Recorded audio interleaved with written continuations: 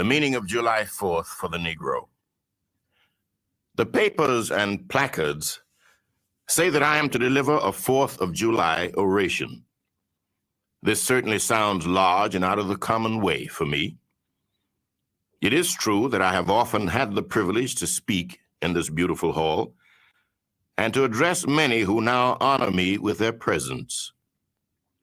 But neither their familiar faces nor the perfect gauge I think I have of Corinthian Hall seems to free me from embarrassment. The fact is, ladies and gentlemen, the distance between this platform and the slave plantation from which I escaped is considerable, and the difficulties to be overcome in getting from the latter to the former are by no means slight. That I am here today is, to me, a matter of astonishment as well as of gratitude. You will not, therefore, be surprised if in what I have to say I evince no elaborate preparation, nor grace my speech with any high-sounding exordium. With little experience and with less learning, I have been able to throw my thoughts hastily and imperfectly together, and trusting to your patient and generous indulgence, I will proceed to lay them before you. This, for the purpose of this celebration, is the 4th of July. It is the birthday of your national independence and of your political freedom. This, to you, is what the Passover was to the emancipated people of God. It carries your minds back to the day and to the act of your great deliverance, and to the signs and to the wonders associated with that act and that day. This celebration also marks the beginning of another year of your national life, and reminds you that the Republic of America is now 76 years old. I am glad, fellow citizens, that your nation is so young. 76 years, though a good old age for a man, is but a mere speck in the life of a nation. 70 years and 10 is the allotted time for individual men, but nations number their years by thousands. According to this fact, you are, even now, only in the beginning of your national career, still lingering in the period of childhood. I repeat, I am glad this is so. There is hope in the thought, and hope is much needed under the dark clouds which lower above the horizon. The eye of the reformer is met with angry flashes, portending disastrous times. But his heart may well beat lighter at the thought that America is young, and that she is still in the impressible stage of her existence. May he not hope that high lessons of wisdom, of justice, and of truth will yet give direction to her destiny. Were the nation older, the patriot's heart might be sadder, and the reformer's brow heavier. Its future might be shrouded in gloom, and the hope of its prophets go out in sorrow. There is consolation in the thought that America is young. Great streams are not easily turned from channels worn deep in the course of ages. They may sometimes rise in quiet and stately majesty and inundate the land, refreshing and fertilizing the earth with their mysterious properties. They may also rise in wrath and fury and bear away on their angry waves the accumulated wealth of years of toil and hardship. They, however, gradually flow back to the same old channel and flow on as serenely as ever. But while the river may not be turned aside, it may dry up and leave nothing behind but the withered branch and the unsightly rock, to howl in the abyss-sweeping wind the sad tale of departed glory. As with rivers, so with nations. Fellow citizens, I am not wanting in respect for the fathers of this republic. The signers of the Declaration of Independence were brave men. They were great men, too, great enough to give frame to a great age. It does not often happen to a nation to raise at one time such a number of truly great men. The point from which I am compelled to view them is not certainly the most favorable. And yet, I cannot contemplate their great deeds with less than admiration. They were statesmen, patriots, and heroes, and for the good they did, and the principles they contended for, I will unite with you to honor their memory. They loved their country better than their own private interests. And though this is not the highest form of human excellence, all will concede that it is a rare virtue, and that when it is exhibited, it ought to command respect. He who will intelligently lay down his life for his country is a man whom it is not in human nature to despise. Your fathers staked their lives, their fortunes, and their sacred honor on the cause of their country. In their admiration of liberty, they lost sight of all other interest. They were peace men, but they preferred revolution to peaceful submission to bondage. They were quiet men, but they did not shrink from agitating against oppression. They showed forbearance, but they knew its limits. They believed in order, but not in the order of tyranny. With them, nothing was settled that was not right. With them, justice, liberty, and humanity were final, not slavery and oppression. You may well cherish the memory of such men. They were great in their day and generation. Their solid manhood stands out the more as we contrast it with these degenerate times. How circumspect, exact, and proportionate were all their movements. How unlike the politicians of an hour. Their statesmanship looked beyond the passing moment and stretched away in strength into the distant future.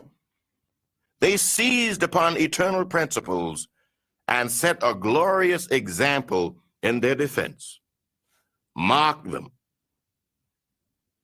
Fully appreciating the hardships to be encountered, firmly believing in the right of their cause, honorably inviting the scrutiny of an onlooking world, reverently appealing to heaven to attest their sincerity, soundly comprehending the solemn responsibility they were about to assume, wisely measuring the terrible odds against them, your fathers, the fathers of this republic, did most deliberately, under the inspiration of a glorious patriotism and with a sublime faith in the great principles of justice and freedom, lay deep the cornerstone of the national superstructure, which has risen and still rises in grandeur around you.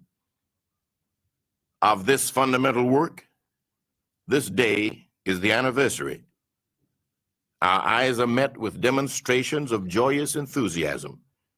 Banners and pennants wave exultingly on the breeze. The din of business, too, is hushed. Even Mammon seems to have quitted his grasp on this day. The ear-piercing fife and the stirring drum unite their accents with the ascending peal of 1,000 church bells.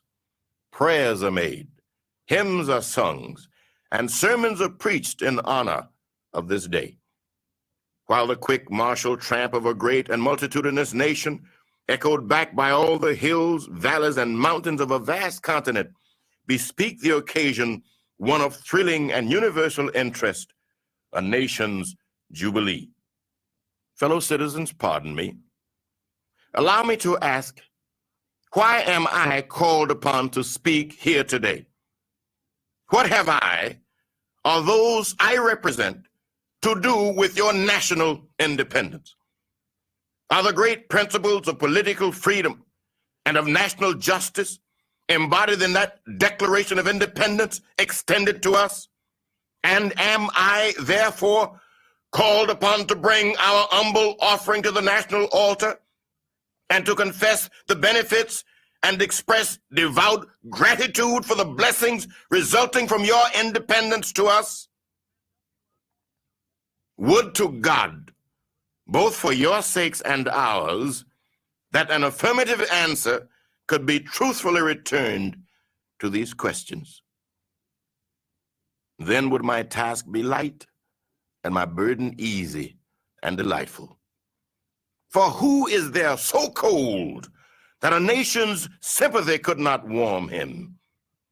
Who so obdurate and dead to the claims of gratitude that would not thankfully acknowledge such priceless benefits? Who so stolid and selfish that would not give his voice to swell the hallelujahs of a nation's jubilee when the chains of servitude had been torn from his limbs? I am not that man. In a case like that, the dumb might eloquently speak, and the lame man leap as an hart. But such is not the state of the case. I say it with a sad sense of disparity between us. I am not included within the pale of this glorious anniversary. Your high independence only reveals the immeasurable distance between us. The blessings in which you this day rejoice are not enjoyed in common. The rich inheritance of justice, liberty, prosperity, and independence bequeathed by your fathers is shared by you, not by me. The sunlight that brought light and healing to you has brought stripes and death to me. This 4th of July is yours, not mine. You may rejoice. I must mourn. To drag a man in fetters into the grand illuminated temple of liberty and call upon him to join you in joyous anthems were inhuman mockery and sacrilegious irony. Do you mean, citizens, to mock me by asking me to speak today? If so, there is a parallel to your conduct.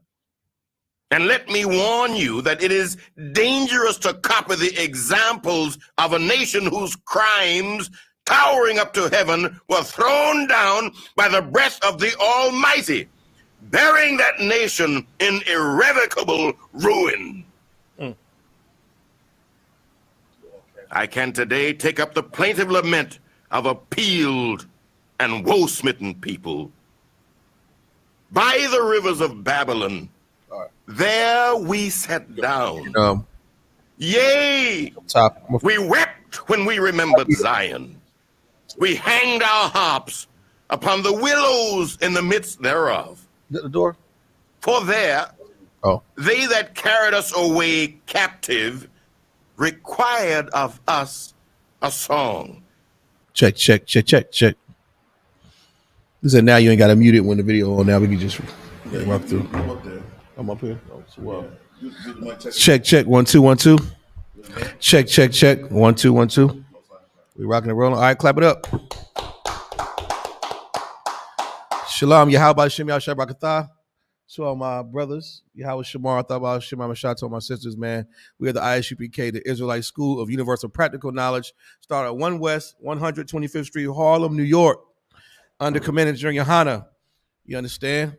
Under Commander General YAHANNA. And since 1969, we're bringing out the truth, teaching the truth about this Bible, that all so-called blacks, Hispanics, and Native American Indians are the Jews, man, are the Israelites, the 12 tribes, men of Israel. You understand? The lost sheep of the house of Israel. And knowing that we have to keep these laws, statutes, and commandments. Today is the Wednesday night law class in like manner across the nation. You got any questions, feel free to type them in the chat. Like, share, subscribe, hit the thumbs up button, man. Let's push this truth throughout the four corners of this earth, man, throughout this whole globe, to teach our people the truth about this Bible and what it is they must do in these last days, because we do not have much time left, man. Right. You understand? You know, the Most High God has sent his priests and prophets under the authority of Yahweh Christ and Commander YAHANNA to teach the children of Israel their ways, what they should and should not be doing, how we must conduct ourselves in order to be received by our King Yahweh Mashiach, who is a black man, who we ignorantly call Jesus Christ. In the Israelite school, the UPK, we know him as Yahweh Mashiach. You understand? He is going to come and sit on the throne of King David and rule this nation, you understand, on this planet Earth. And we have to be ready for that day, man. These classes are going to help you prepare for that. You understand?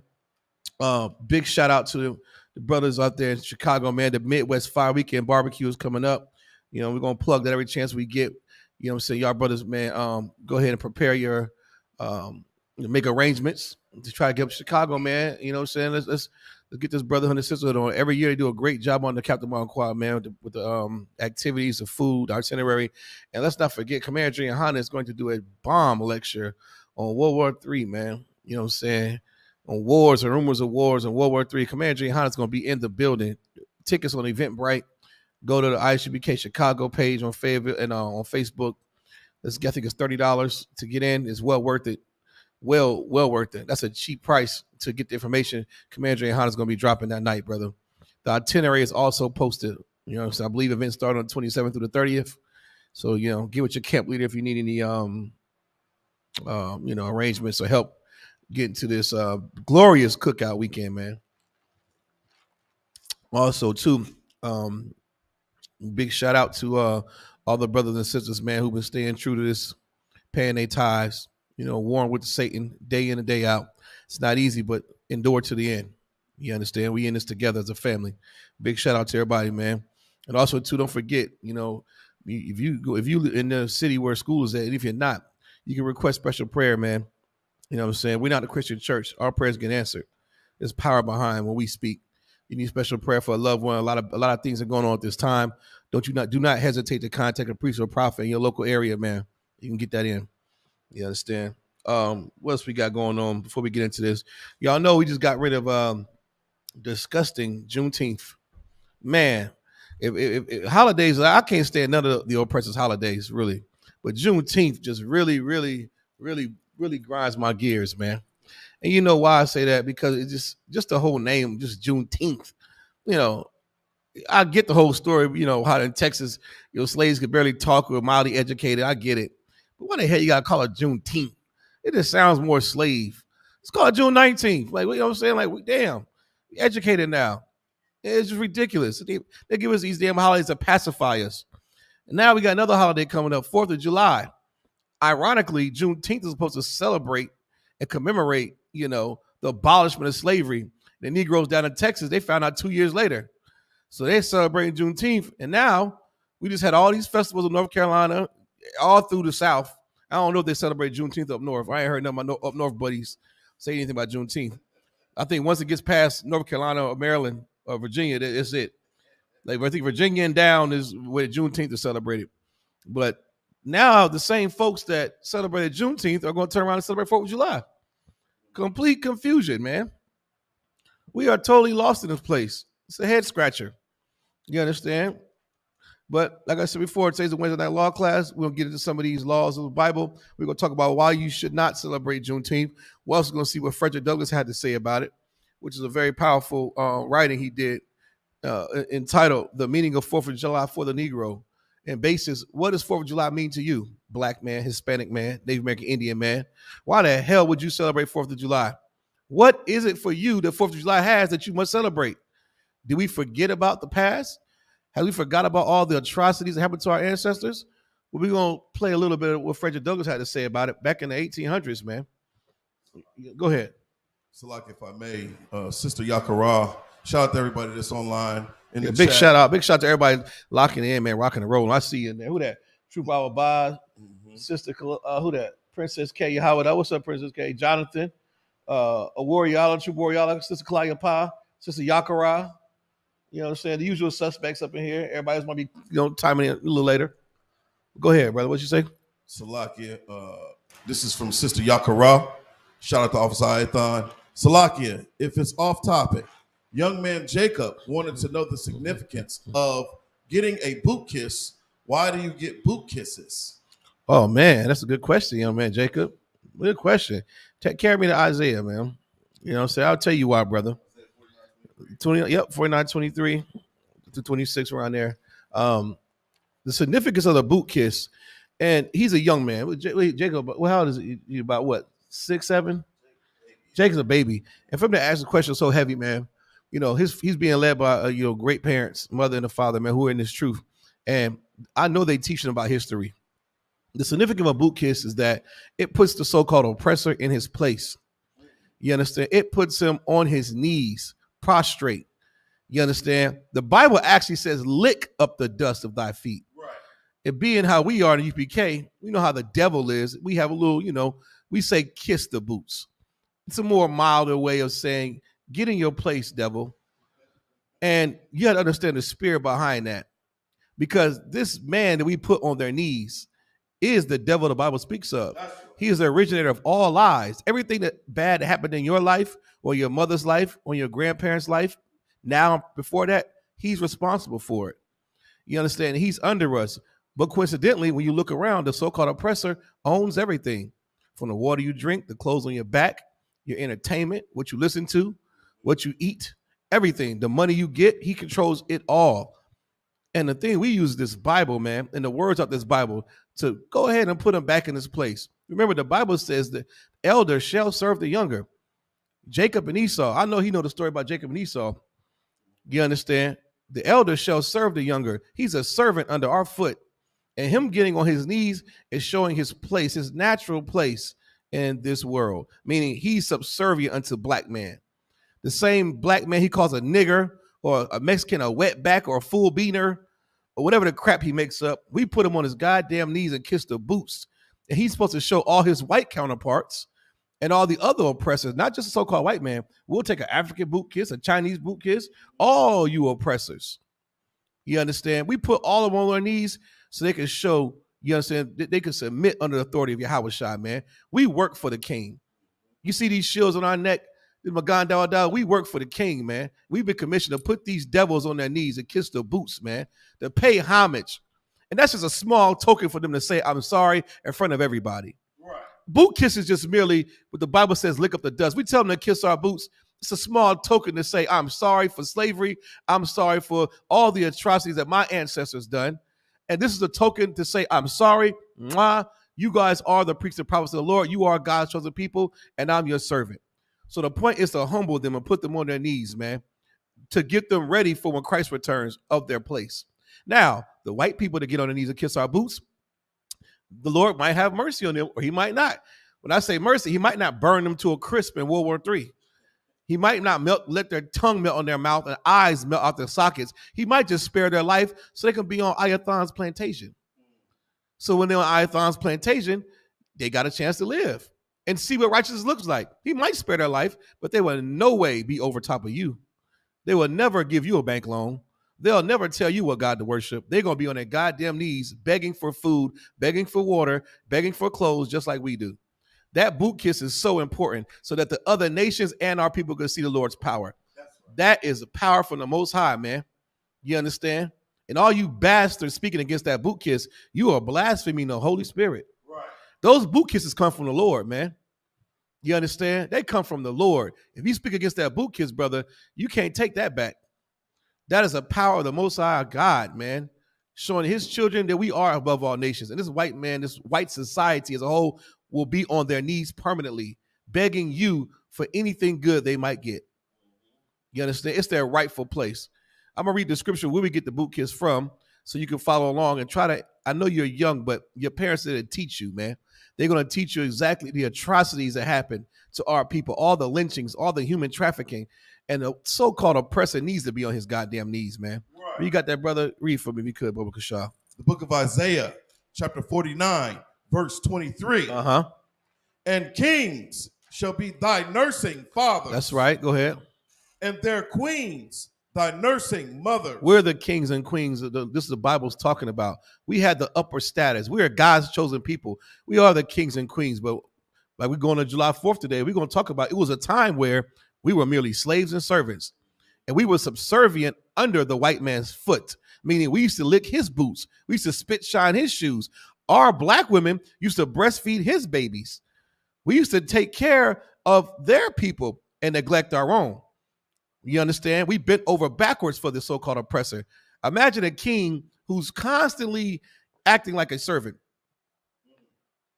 Not in a sense where you're being, kind and you're trying to, show brotherhood like Christ did. Not like that. I'm talking about you're a king and you're letting some bastard whip your back and rape your wife and sell your children up the river. That's what happened to us. We were the kings and queens, and we were subservient under, the so-called oppressor. Read on. They shall bow down to thee. They shall do what? Bow down to thee. That's where we get it from, Jake. That bowing down part. There's 2 steps to it. The same bastards that our women nurse their babies and we spit shine their shoes and pick their cotton as kings and queens of the earth. Now they're going to bow down to us. So the first step that the oppressor has to do is get down on his knees. Read on. They shall bow down to thee with their face toward the earth. Then put their face toward the earth. Don't even look at me. Don't even look me in the face. Bow down to me, to us, the children of the Most High, the Israelites. Bow down with your face toward the earth. Look down at the ground. It was a time we couldn't even look at the white man in the eyes. They call it reckless eyeballing, and you got whipped for it or fined for it. Right. You understand? Now, the Bible is saying, no, you bow down to thee with your face toward the earth. Read on. And lick up the dust. And do what? Lick up the dust. That's where the kiss comes from. See, we just merely telling them to kiss, but this Bible says to lick. Right. There's going to come a time where they're going to lick that damn foot, that heel. That's right. And you bet not complain about it. Why? Emmett Till is why.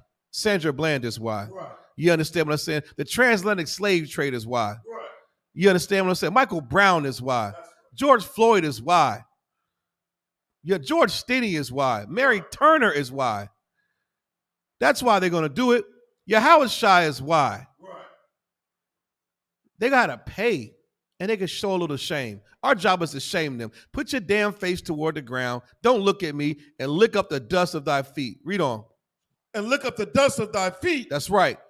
And thou shalt know that I am the Most High. And in that moment, everybody who watches those videos will know that the Most High God did it. The Most High power is the one who allowed that boot kiss. Now, because we're black people, we're such humane people. We'll give you the shirt off our back. You can shoot us in the church, and we'll still invite you to our cookout. That's how nice we are.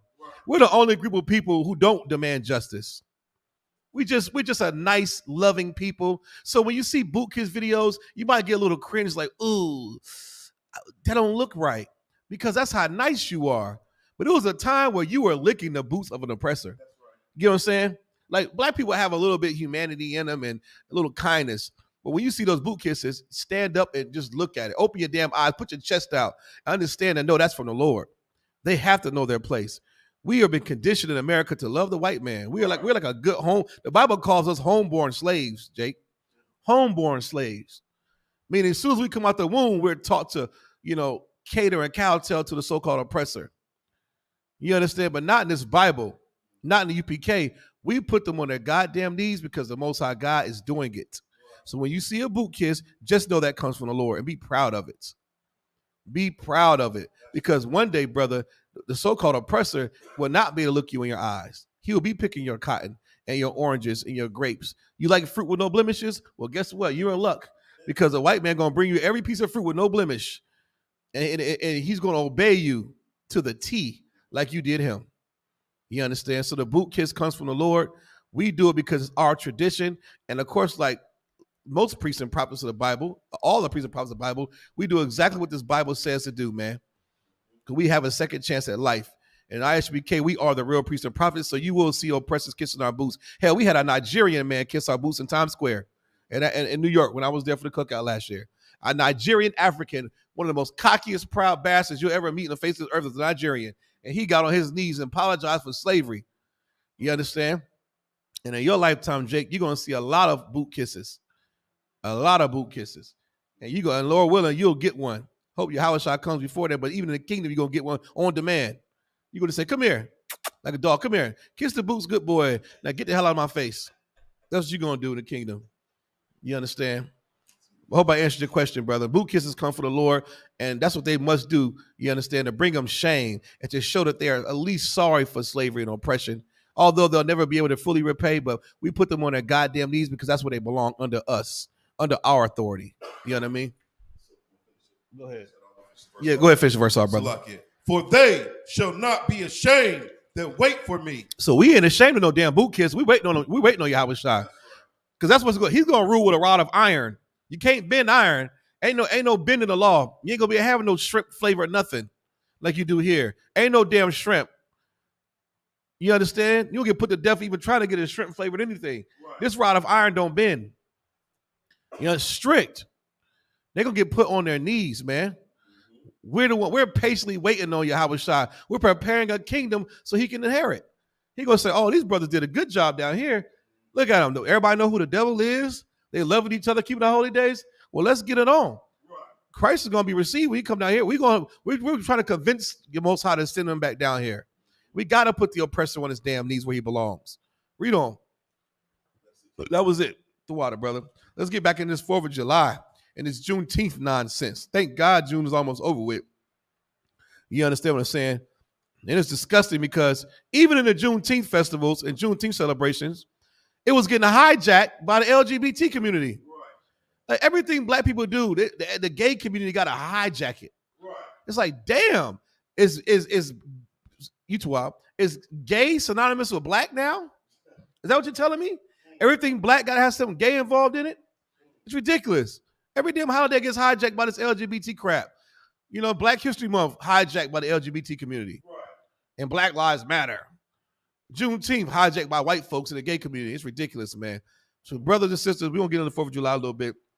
We'll get some law scriptures. Anybody got any more questions, feel free to type in the chat. I hope I answered the question, young man Jake.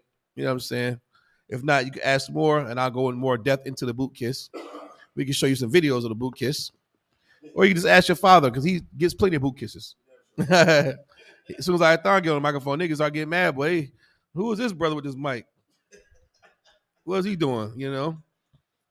Let's see. All right, brother. If you could, give me the book of Deuteronomy 32:7, man. It's very important. I like questions like young man Jake asks. It's very important we teach our children the history, not just the good, not just stories about, you know, David and Goliath, or, some stories that, you want to start. You also want to teach, you also want to teach, you understand, the atrocities that happened to God's chosen people. That's a part of this history, man. We have a very, very dark history when it comes to being punished and when it comes to crimes committed to us. Very, very dark, deep history, man. And the Bible says that type of oppression, it makes a wise man angry. That's right. And we get angry reading these stories about slavery, brother. It's so educational, and I want to keep reading, but sometimes it'll bring tears to your eyes what our people really had to go through, what our women had to suffer. One sister said, her baby got sold up the river, and she found out that her baby was 12 miles from her. She had to get a pass once, like every 2 or 3 months, to go see her baby, but master would not allow her a ride. She had to walk 12 miles one way, got to spend 2 or 3 hours with that baby, and guess what? She had to walk 12 miles back. Brother, good night. That's 24 miles in a day. Now you telling me that's not, come on, man. And 9 out of 10, these sisters, they have no goddamn shoes or protection. You understand? Just human trafficking started from the so-called oppressor. All these wicked, nasty, disgusting things, drug abuse, sex abuse, buck breaking. Teach your children these things, man. Right. It'll teach them to hate America and everything that flag stands for. That's important that you do that.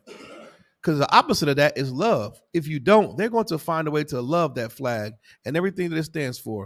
And it's going to go against this Bible. Go ahead, brother, please. Salaki, that's so heavy that you said that, because right now what we see is school curriculums throughout the South getting rid of critical race theory. They won't even mention, the atrocities that occurred during the transatlantic slave trade, during the Middle Passage. Yeah.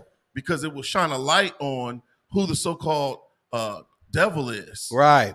You get to see them and hold them accountable. For the life of me, I never understand why they would allow us to watch Roots in grade school. Brother. Salaki. Man. Somebody gonna fight. They're gonna fight. Rebel was tight. I remember watching Roots in school. I think they started showing you Roots about like fifth grade, fourth grade. Right.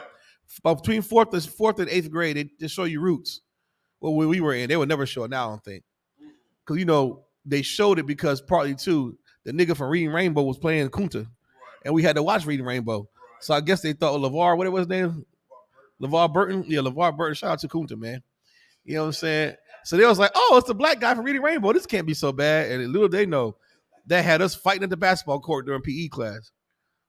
Watching Roots, it did do something to a young black man. It put a little pride in him, like, man, I ain't never letting these devils talk to me like that. Right. That's what you need that.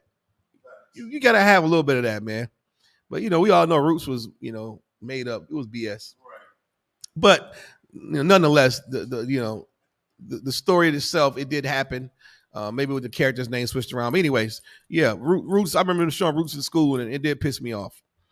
Most like young black folks. But critical race theory, you're right. They're not going to show Roots and talk about critical race theory because they know the white man don't like to be shamed for nothing he's done. He don't like to be reminded how he attained Duke University, or how he got, Wall Street, or how he got, Halliburton or Lockheed Martin. He don't like to be reminded how he really attained all his wealth. He likes to tell you, oh, nigga, get a job.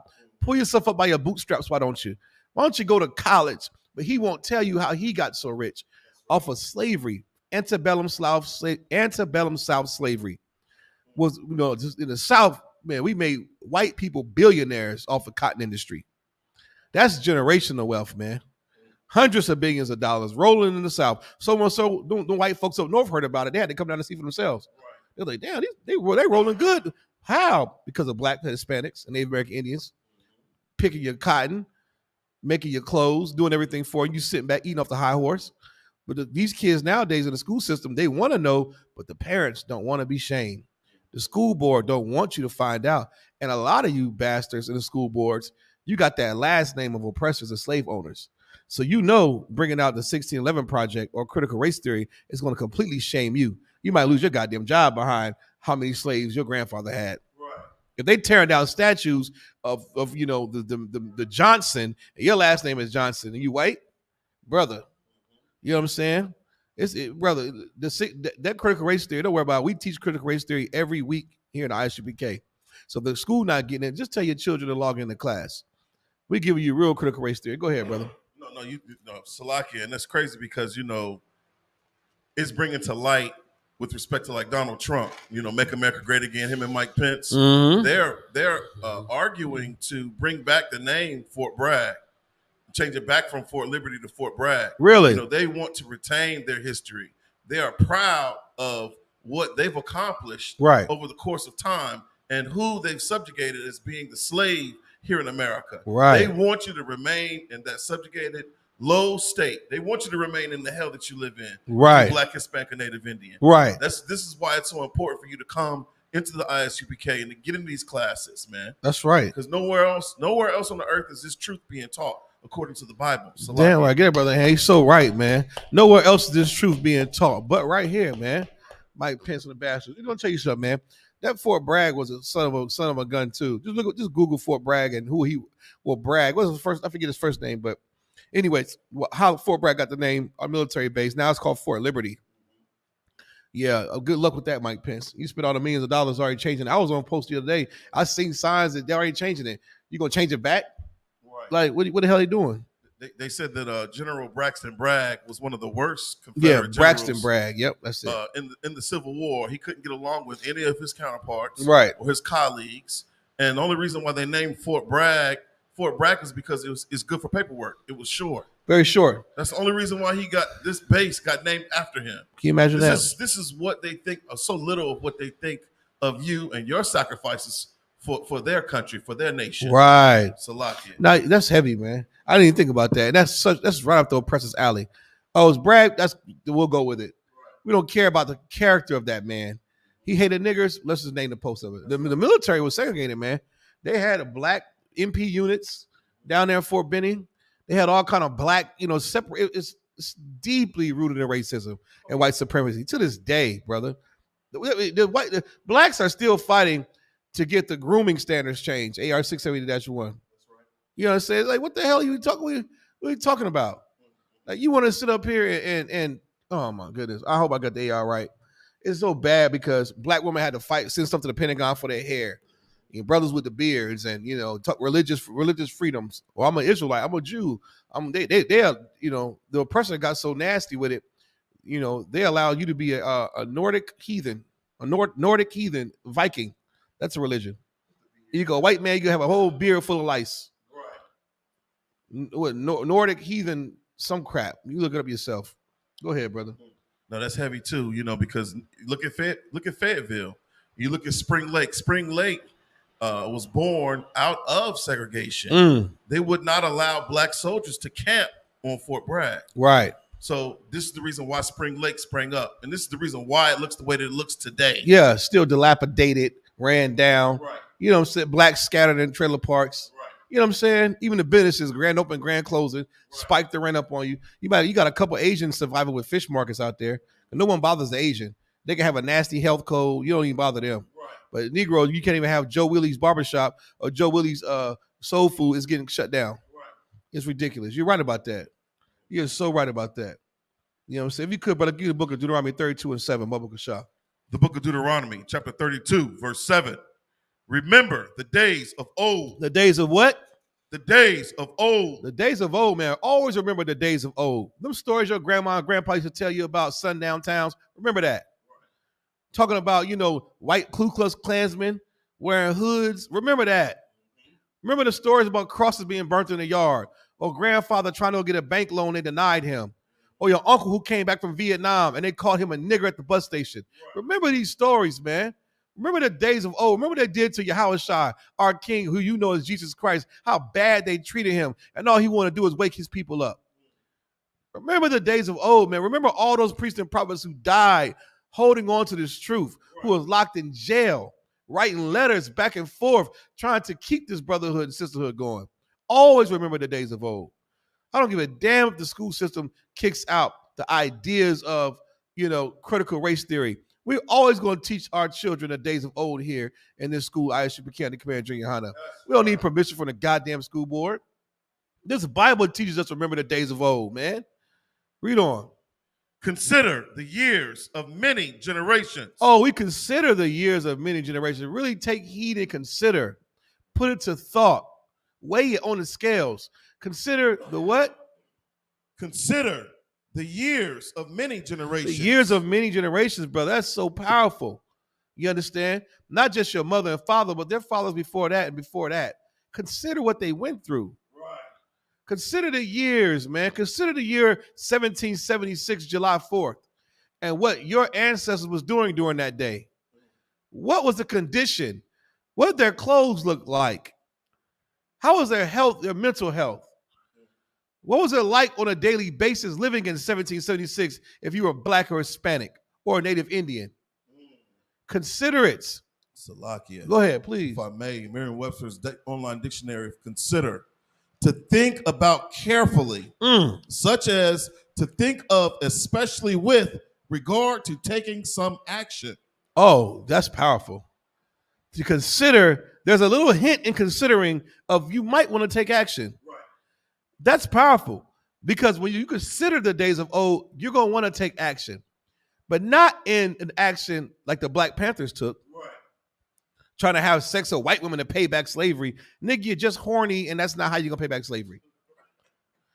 To consider is to what? Take action in serving the Lord. Because serving the Lord is our power, and that's how things get done. We've already tried the marching and singing. They considered to sing, and what happened? A water hose sprayed your aunt in her damn mouth. You considered to march, and what happened? They sick canines on your black ass.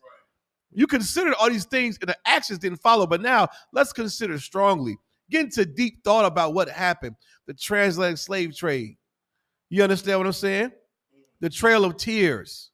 All the lynchings. The human trafficking. Black Friday.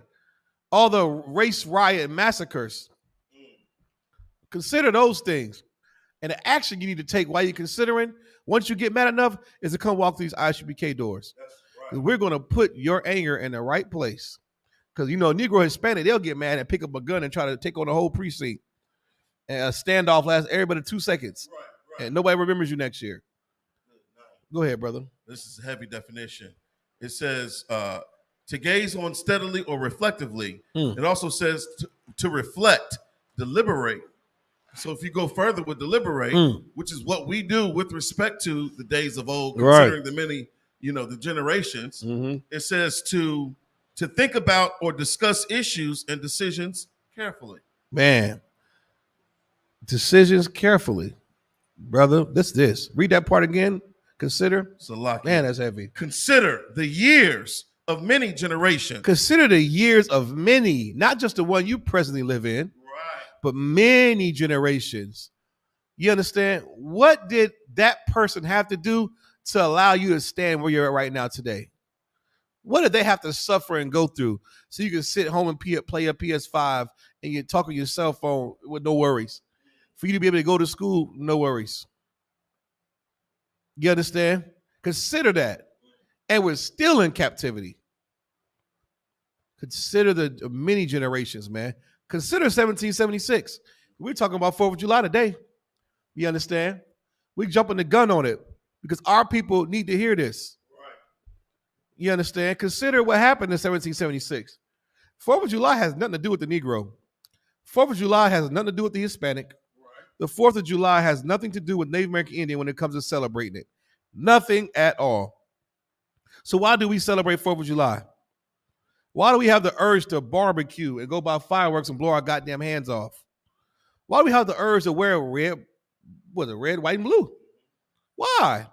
Are we conditioned that much as a people that we are not humane enough to remember what happened to our ancestors to separate from America? The fake Jew, the Ashkenazi Russian bastard, he's not even a real Jew. But he remembers the Holocaust. They wouldn't even buy German vehicles. They stay away from Germans and all that nonsense.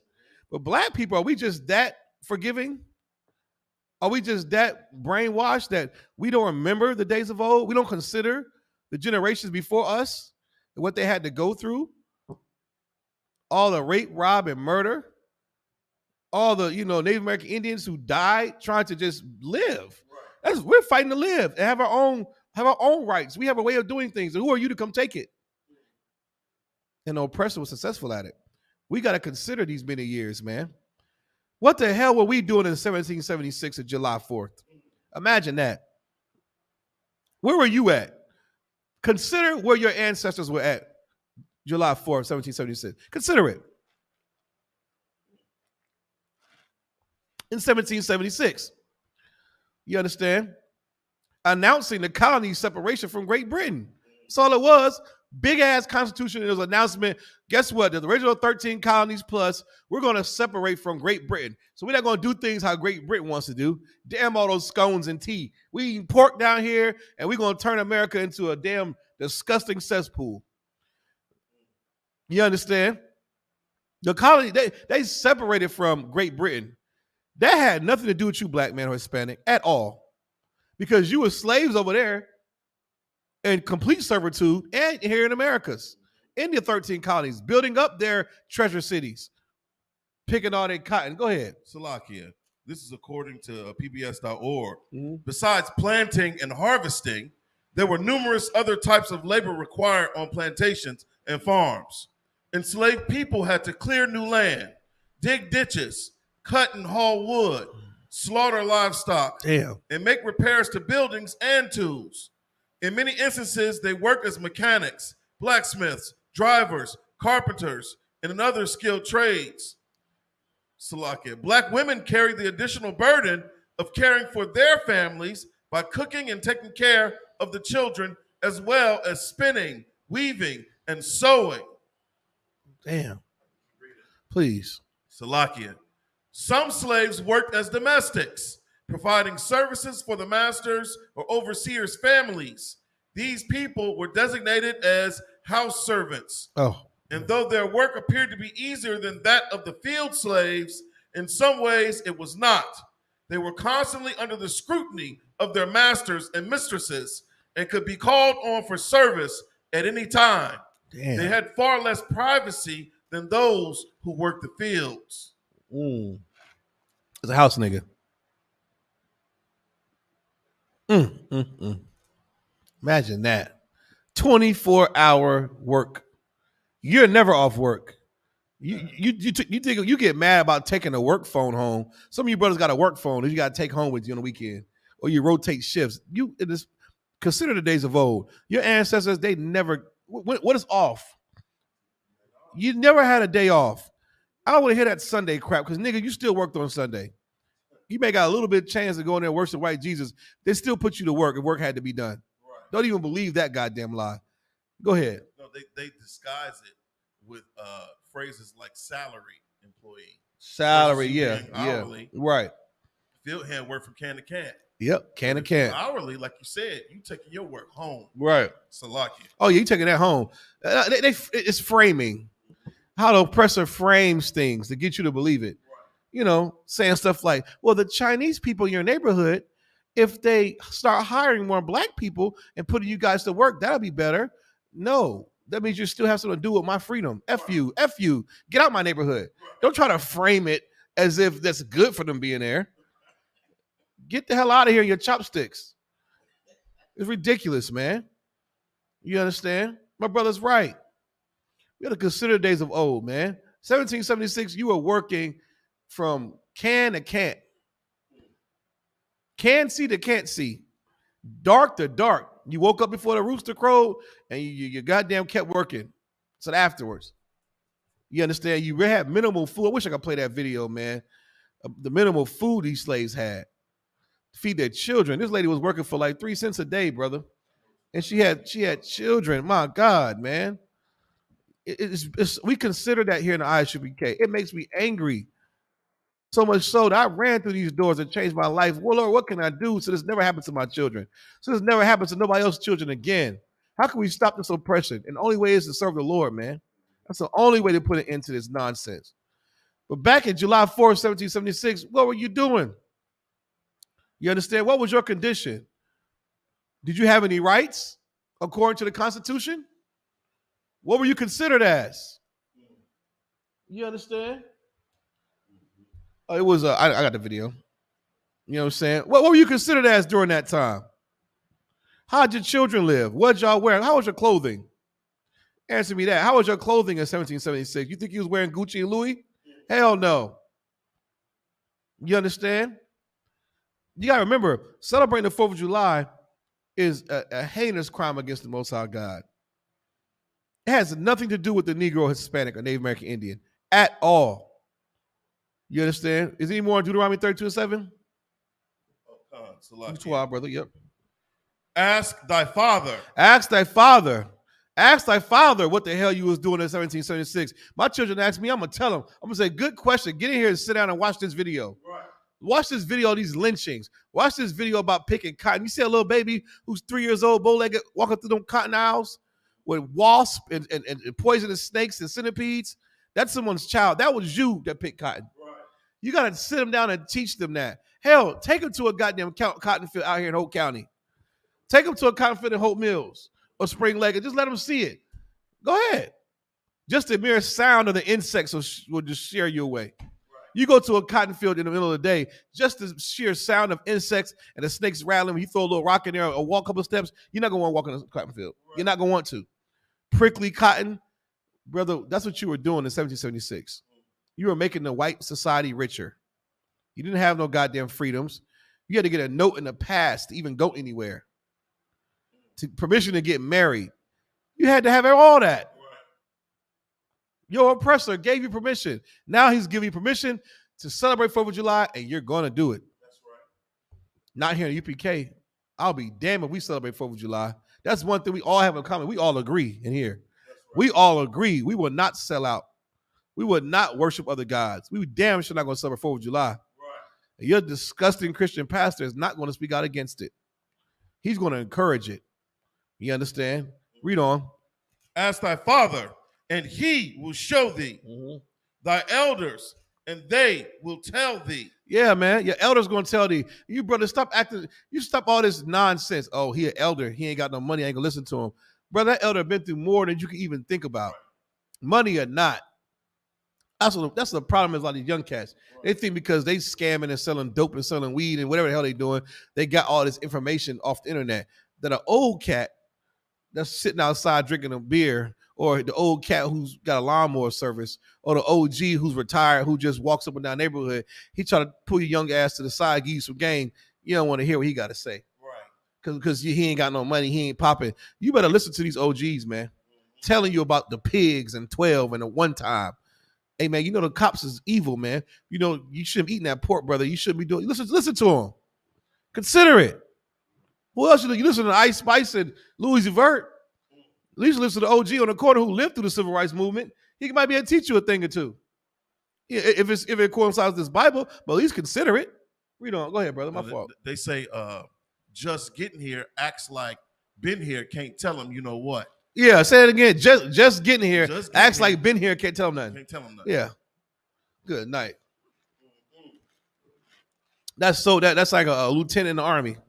Butter bar. 21 years old, fresh out of college. He can't tell an E4 on my line nothing. His E4 have been deployed already. He know everything. You don't know jack.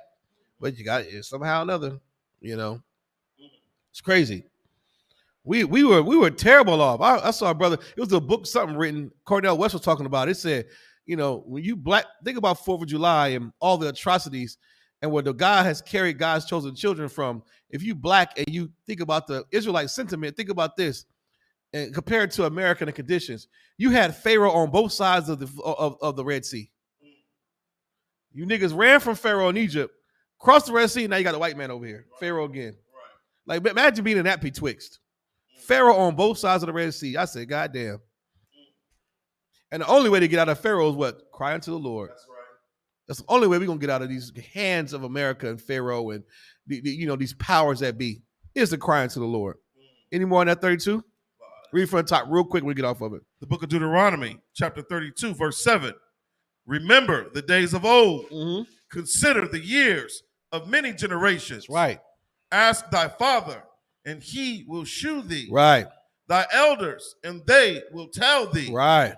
If you don't have a father or elders, you come into this ISUPK, you have a lot of fathers and elders. That's right. You understand? You being fatherless, you'll never be without a father. You come in this truth at all.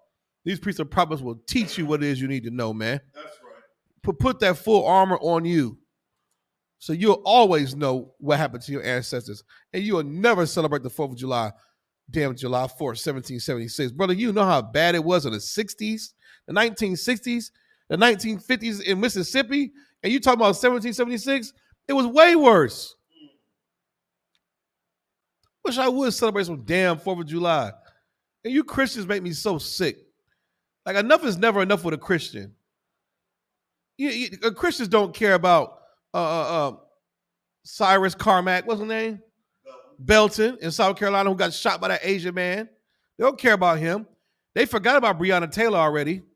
They done been forgot about Michael Brown and forget about Trayvon Martin. Your pastor don't even care about none of that. He don't care about how much blood that flag has on it that he has in the pulpit of the church. He's going to compel you to celebrate 4th of July. He's going to. When are you going to stand up to your Christian pastor and say enough is enough, man? Enough of your goddamn lies and taking my money and telling us to celebrate these wicked holidays. Don't you read the Bible, brother? You don't? Well, guess what? We do. And we had enough, Pastor Joe Willie. When is that day going to happen? It needs to happen soon. You understand? Give me Leviticus 20 and 26, man. You understand? We are not going to celebrate the July 4th. What is the meaning of July 4th to the Negro? That's a question that Frederick Douglass posed. That's a question that we're posing here in 2023. What does it mean for the Negro to celebrate 4th of July? You Hispanic women and men, what is it? What's in it for you? Native Indian man, you Lumbees, you want to fight for your goddamn language and rights to the Lumbees. Y'all gonna be the main ones celebrating 4th of July down there.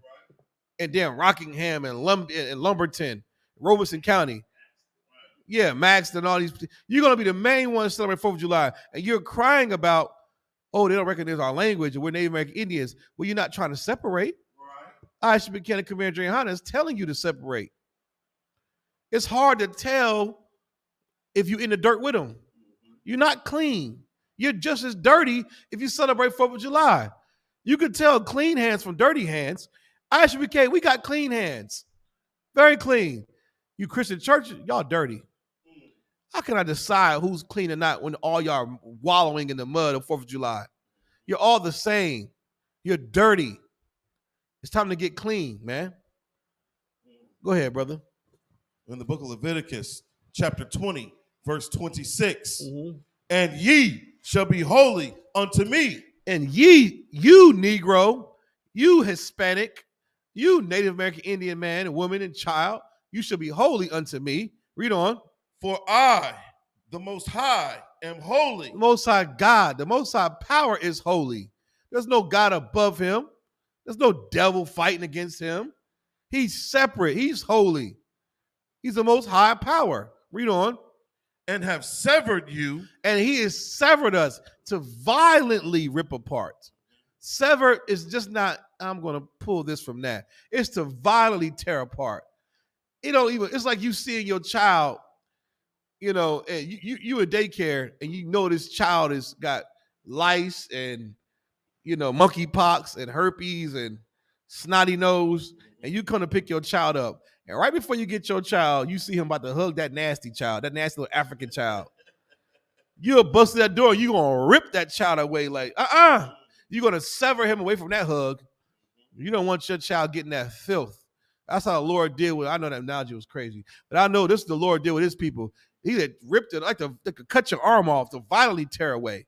He severed us from the other nations. A clean cut for the other nations. He don't want us even looking or smelling like y'all. He don't want us worshiping your gods. He don't want our haircuts looking like y'all. He don't want our clothing or our language or our vibe or our swag. He don't want us adopting none of y'all philosophies. He violently ripped us away. Just like you would rip your child away from danger, man. Violently tear it away. Read on. And have severed you from other people, that ye should be mine. That we should be whose? Ye should be mine. We should belong to the Lord. You understand? We should belong to the Lord, not everybody. He don't want the Asians no more. What the fuck? What does he care about the Asians, being connected to the Lord? Think about that. Have you seen the Asians? Just look at them. That's not what he wants. Right. Look at the East Indian. That's not what he desires and wants to be his. Look at the Africans. That's not what he wants to be his. He wants you, Hispanic man, and all your wonderful food, your wonderful music, the fashion, the philosophies, the brain power, the creations, the ingenuity. He wants you, Hispanic man, black man. All your athleticism, your humor, your deep thought. There's brothers right now on YouTube making millions of dollars just off of their deep thoughts.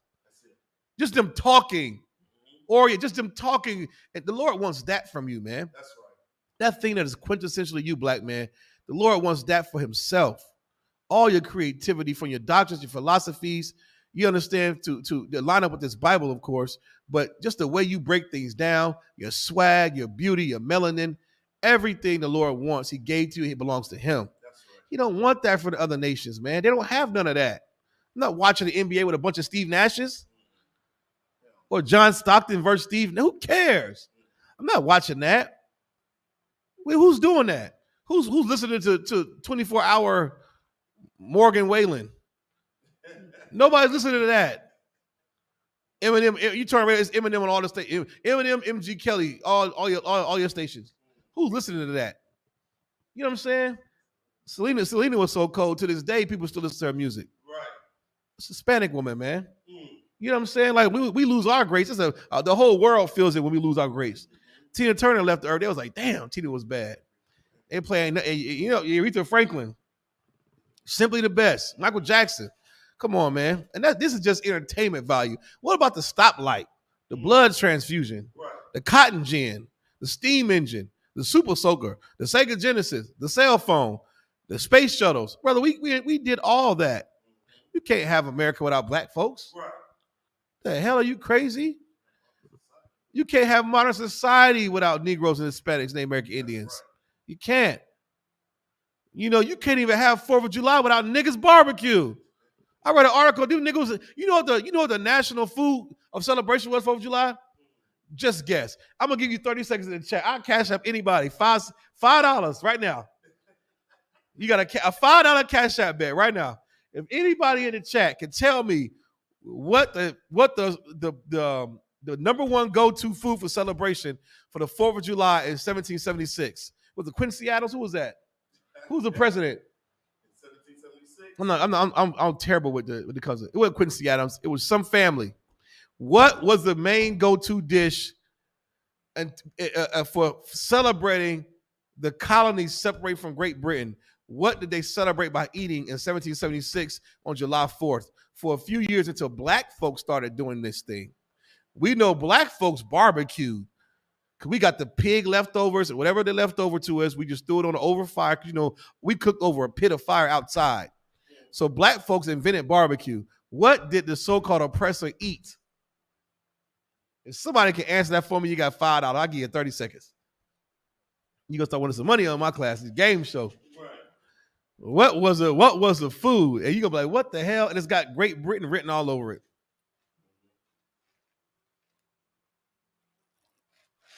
You understand? It's detestable. I'll give you a hint. It's an unlawful animal we can't eat. It was George Washington? Okay. It says during that time, 1776, right? So it was George Washington's family. Anybody? Okay, I'll wait. Nobody know? I'll give you a hint. I ain't give you no hint because I'm gonna give you $5. You got 15 seconds, and I'm getting off of it. It's unlawful. We're not to eat it.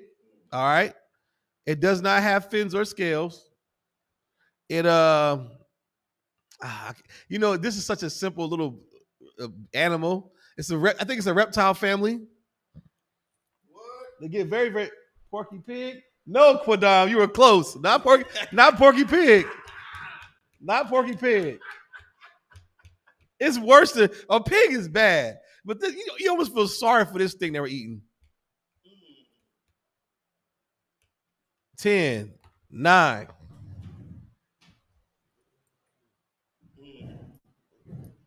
Oh, Quadam is getting close. He warming up. He in the family. Shrimp, no. He naming all the unlawful delicacies. 5, 4, 3, 2, and 1. I have to give it to you. Turtle soup. Oh my goodness. That's disgusting. Can you imagine? See, as black people, we thinking about, okay, the shrimp, a goddamn turtle, man. That was a choice of celebration food. He said a dog. It better, you know what I'm saying? Right. White people were eating turtle soup in 1776. In Great Britain, that was a thing. I forget what they called frog legs and turtle soup and all that, and escargot snail. They would eat all those delicacies and caviar. That was a big head king type of thing up there. They come here to America, and they still adopted some of the ways of Great Britain. And they were eating turtle soup with Indian pie. What do they call it? They call it Indian pie, some apple puree, something they had, a corn dish, leafy greens, turtle soup, and I want to say it was like some kind of cornmeal pastry. That's what the hell they ate. Catfish would have been a delicacy compared to this damn turtle. White people were eating turtle soup before niggas start firing that grill up. Then they start smelling like, damn, what's that smell out there? Why is a Negro so happy when he's enslaved in chains? We're celebrating our separation from Great Britain, and we gave them a little time off. Why are they so happy eating watermelon and chicken? Go ahead. The Addams family kicked off the first Independence Addams Day. family. That's it. John Quincy Adams family. Go ahead. Kicked off the first Independence Day with a traditional meal of that era. Legend has it that on the 4th of July in 1776, John Adams and his wife celebrated the country's independence with a meal of turtle soup. Of what soup? Turtle soup. Michelangelo and Donatello effing soup. That's what your forefathers. So you wear that stupid flag outfit, just know you celebrating turtle soup, nigga. Bon appetit. Read on.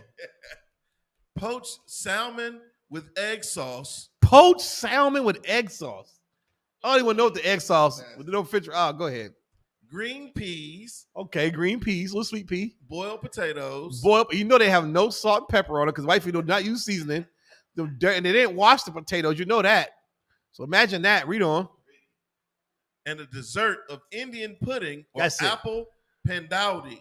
Apple pandowdy and Indian pudding.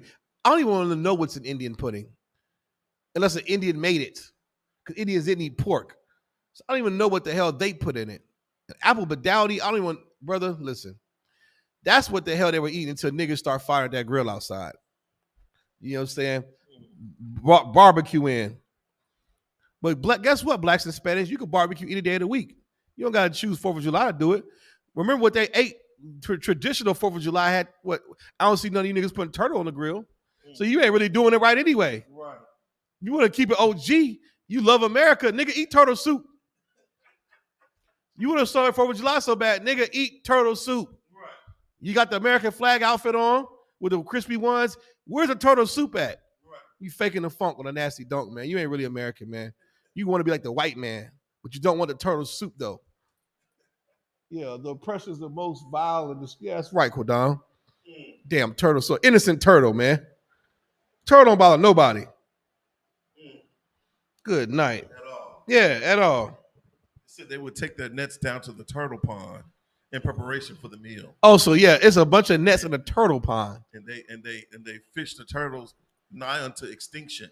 Damn. So the turtle that they were going after, they threatened it to nigh extinction. Yeah, of course. You know why? Because heathens eat turtles. Like those Asians up there in New York eating the turtles so damn much. I have a state law. You can't eat turtles no more. It's a crime. You're getting fined if we see you eating a turtle. The Asians will make turtle stew and turtle soup and sell it to other Asians and nasty white folks. They love it. Yeah, you got to make rules and law. That's why, you know what's crazy about that? There is a rule and a law against this in this Bible. That's right. To not eat tortoise. This Bible is our record book for us. It's unlawful to eat turtles. Right. If the state has to put a damn mandate in that Negroes stop eating turtles so much in inner cities, come on, brother. What the hell? What are we doing here? The Bible tells you already off the rip now you can't eat no damn turtle. Right.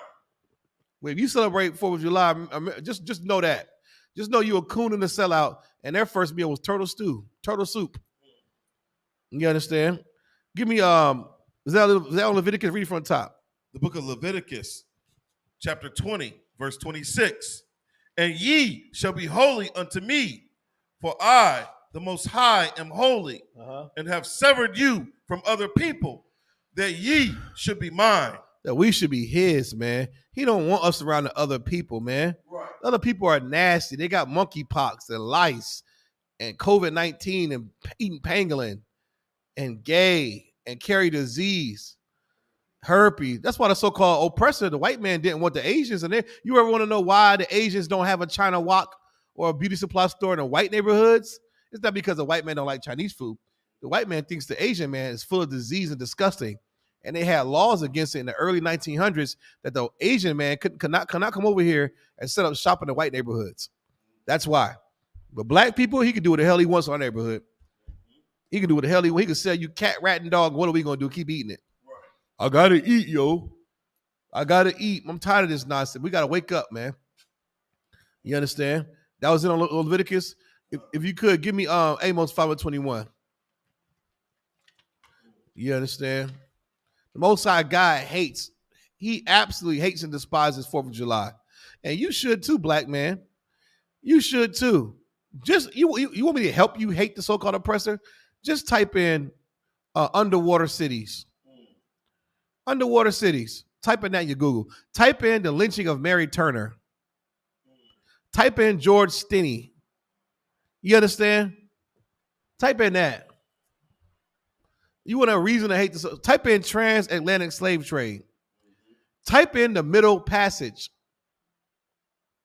Type in the Red Record. Type in your Google the Trail of Tears. Type in slave rations. I can go on for days. I could give you a reason to be mad and hate the oppressor and hate the 4th of July. You understand? Go to the slave narratives. There's a book we have in our school we keep called Tell All the Children Our Story. And if you have a decent sympathy bone in your body, you'll shed a tear reading that book. How disgusting it is. How in the wintertime, Massa didn't even give children shoes and their feet would crack to the point they could put their pinky in the cracks of the damn feet and the skin. And you mean to tell me I got to give a damn about the oppressor? Damn the so-called oppressor, man. Right. And damn 4th of July. Right. You're a coon if you celebrate 4th of July. Ain't no excuse this time. I don't give a damn about you getting off of work. What about your ancestors, man? Right. What about the ones who came and died before you? That were lynched, raped, pillaged, man. What about them? What about 1776? You were picking cotton and sugar cane. And you celebrating it now in 2023, you're a damn coon. And Lord's going to put you to death, man. And you're going to deserve it. You're going to deserve it. It's going to be meat, as the Bible says, which means good. It's going to be good when the Lord puts you to death because you know better. And you chose not to do better. You understand? Go ahead, brother. We're in the book of Amos, chapter 5, verse 21. I hate, I despise your feast days. Whose feast days? Your feast days. God hates your feast days. He don't hate the Feast of Purim. Right. He don't hate the memorial blowing on trumpets. That's right. He don't hate the Passover. He hates your feast days. Your Christmas, your 4th of July, your New Year's, your Thanksgiving dinner. He hates yours. Right. Yours is disgusting and founded on slave and human trafficking and rape. Right. I mean, damn, would you celebrate Jeffrey Dahmer Day? So why would you celebrate the 4th of July? You know they use niggas to make skin wallets. Right. And use nigga afros to put inside the couches and make them cushiony. Right. Has something called nigger oil soap. You understand? Come on, man. You wouldn't celebrate Jeffrey Dahmer Day, so why are you celebrating the 4th of July? You wouldn't celebrate Timothy McVeigh Day. You wouldn't celebrate Ted Bundy Day. You wouldn't celebrate Dylan Storm Roof Day. So why are you celebrating 4th of July, Negro? You're a coon if you go to south of the border and buy fireworks for the 4th of July. That's right. You're a coon if you fire up that grill on the 4th of July. You're going to wear that shame. It's 2023. The day of the shaved-faced coon is over with. Nigga, you better wake up. And black women, start charging these Negroes. Black women, I saw some slave narratives. Black women was standing tall on them plantations, brother.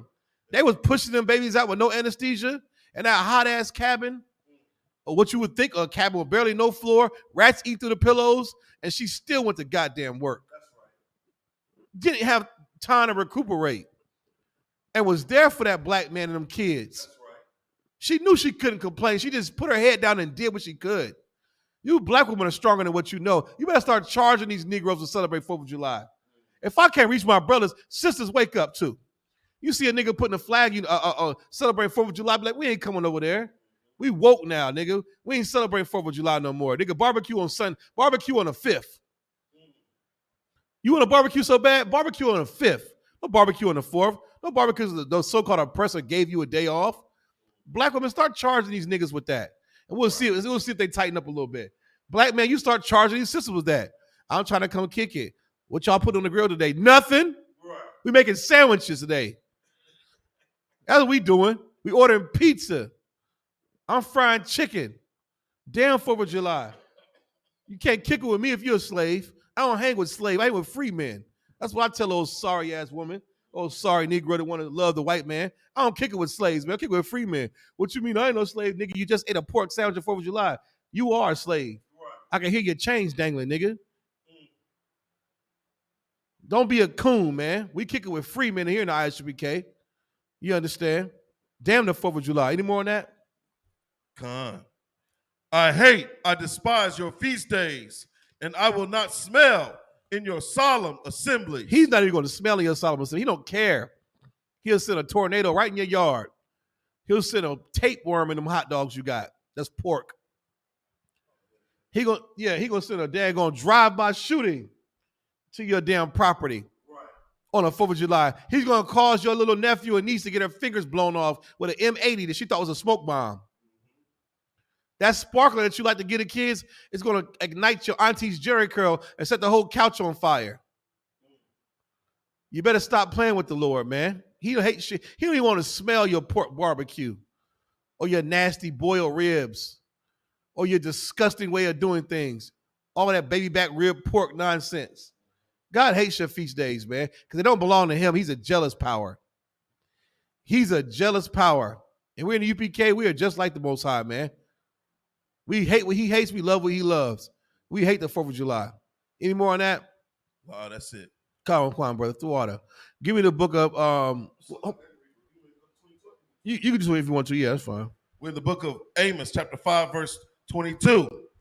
Though ye offer me burnt offerings. Though you say, well, Lord, everybody, come on, let's bless this food. Grandma and Uncle Charles are set up with his grill for the 4th of July. Let's go ahead and bless this food so y'all can eat. I know y'all smoked a ton of weed. I know y'all hungry. I know y'all ready to get these fireworks on. Y'all gather around in here. Let's bless this food. That's what your mama gonna say. That's what your mom and dad gonna say because 4th of July. But God said he not gonna smell in it. Although you gather what? Salakia. Though ye offer me burnt offerings. Though you offer him burnt offerings. And your meat offerings. And your nasty pork clove honey ham offerings. I will not accept them. He's not going to accept that garbage, man. Are you dumb? Are you dumb? He's not accepting that. Read on. Neither will I regard the peace offerings of your fat beasts. He's not going to regard the nasty baby back ribs you got on that damn grill, man. Or that pork lard you used to cook them greens in.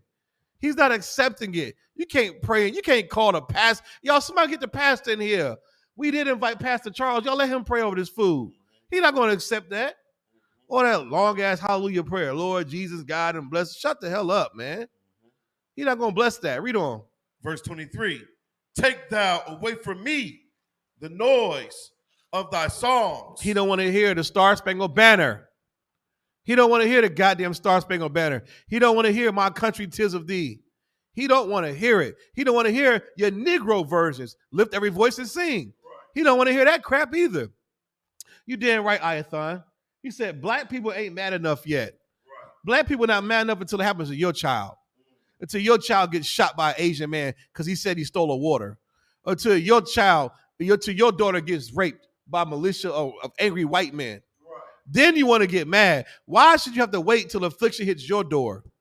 But the Bible does say, in your affliction, you're going to seek me early. That's right. Sometimes it has to happen like that for black folks. Because we don't care about each other's pain until it happens to us. What we care in the ISUPK about 1776 and what happened to our ancestors. We don't celebrate 4th of July. That's right. Black man, you better find a reason to get mad. Black woman, you better find a reason to get mad enough. It is 2023. You have technology and information at your fingertips. You better find a reason to get mad and not celebrate 4th of July.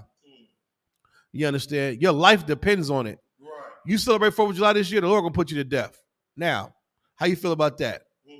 You understand? The Lord going to put you to death for your disobedience and your disloyalty to the nation of Israel. For your disloyalty for your ancestors, for your lack of care for the transatlantic slave trade, for the babies that had to pick cotton and the mothers that couldn't feed their children because they got half a cent or 1 cent every 2 days. You understand? You're a sellout, you're a traitor to your race if you celebrate 4th of July. That's right. The Lord's going to put you to death. You think blowing your hand off is something. He's going to blow your damn head off with a M80. They're going to say, damn, it was a little M80. How did it blow his damn head off? The Lord did it. That's how. Ain't going to be a pair of Nikes left in the street. Smoking Nikes. Celebrate 4th of July. You're going to light an M80. You're going to think it's a little pop. It's going to be a kabloom. The only thing will be left is a pair of Nikes smoking in the middle of the goddamn street. And everybody crying. Talking about some damn Craig. The Lord hates your damn 4th of July, man. You have no reason to celebrate that nonsense. You're a sellout to your people. You celebrate the 4th of July. 1776. You holding on to a tradition where the U.S. broke away from Great Britain. What the hell that had to do with your black ass? Right. Nothing. Anymore. Where were we at now? We're on Amos chapter 5, verse 23. Go ahead. Take thou away from me the noise of thy songs. The noise of them songs. He don't want to hear none of them. Go ahead. For I will not hear the melody of thy viols. I don't care how good grandma, your auntie sound that harmony singing, let their voices sing. He not hearing it. They're not getting a record deal from God. He don't give a goddamn about your stinking songs. We don't care either. Why? Because it's destructive to the mind of the black youth. It's a traitorous song. It's a song of defeat, and it pledges your allegiance to the white man. Most High God hates your music or you sing on these holidays. You understand? 4th of July is one of them. Black folks get off work and they go down south or go up north. Use that EBT card to buy groceries to fire up the grill on 4th of July. When are we going to just be creative and do our own thing? Right.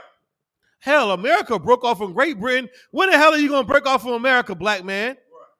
Hispanic man? Native American Indian man? When are we going to wake up? We can start our own days. The Lord gave us our holy days. Why we got to celebrate the damn 4th of July? White man said we breaking off from Great Britain. When the hell you going to break off? You going to just stay up under the white man, right? We're going to just keep getting coddled by him. It's ridiculous, man. Are you thought right? We not mad enough yet. And I don't want to see what happens for the Lord to provoke my anger anymore. Because I'm 38 hot. Right. I hate heathens. I hate smelling them. I hate looking at them. I don't want to see them while I'm eating. So you know what my plantation going to look like. I'm already jealous and upset and angry about this nonsense. When are we all going to wake up and get on the same page? Was there any more on that, brother? Go ahead, brother. Verse 24. But let judgment run down as waters. Oh, yes, Lord. Let judgment rain down as waters. Let them fingers get blown off. Let them houses catch on fire by them goddamn sparklers. Let smoke inhalation happen from them smoke bombs. Let it be a tapeworm and a pork hot dog. Let the grill topple over on little man's head. Let the dog pit bull bite somebody. Let the drive-by shootings commence. Let the fight happen at the picnic table because you're wicked. Right. And you deserve every bit of that judgment because the Lord said don't celebrate it, man. That's You're inviting Satan in your home to celebrate 4th of July. He going to say, well, look what we got here. Demons, do y'all work. Have at it.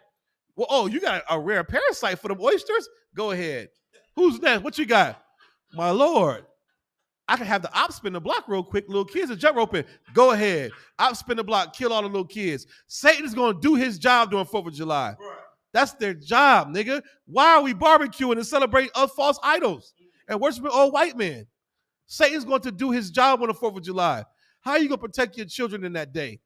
You're adding sin to sin. Not only are you celebrating 4th of July, but you're eating pork, shrimp, crab, and lobster. A lot of you niggas try to say, oh, I saw one lady on TikTok. We not going to do barbecue no more. I'm thinking, okay, you got me listening now. What you going to do instead? You know her ashy ass pulled out? A seafood boil. We going to boil seafood on 4th of July. You're still celebrating it, man. Right. Why are you getting permission from the oppressor to celebrate? And you're eating unlawful foods that are detestable. That's not even food. They're creatures. They're creepy crawlies. God calls them abomination. She wanna do a seafood boil now instead of barbecue. You're still wrong. And you're still a coon, and God's gonna put you to death. He's gonna cause a rare parasite to get in your lower intestine and spread his little branches, and now you're gonna die. And now you're going to be the name of the new disease. It's called Cheryl's crab disease. That's what they're going to call it. In honor of Cheryl, who wanted to have a seafood boil. Congratulations, you just named a new parasite. You understand it? The Most High God is not playing with us on 4th of July. You understand? 1776, 4th of July, announced the colonies separated from Great Britain. Negro, it didn't separate you from the cotton field. It didn't separate you from the arms of the white man. So what are we celebrating over? Hispanic man, Native American Indian man who got it really bad during that time. And you black Negro, we came over here on a cargo slave ships. What the hell are we celebrating? You understand? We off that. Give me the book of, matter of fact, what time we got? Now, this Frederick Douglass, I know a lot of you know, who was that? Dr. Umar Johnson, he said he's Frederick Douglass' first his grandson or some crap. Who knows that's true? And I don't give a damn either way. All we care about, you keeping the laws or not. Are you Yasha Allah or not? Frederick Douglass had a powerful book of writing, The Meaning of 4th of July for the Negro, man.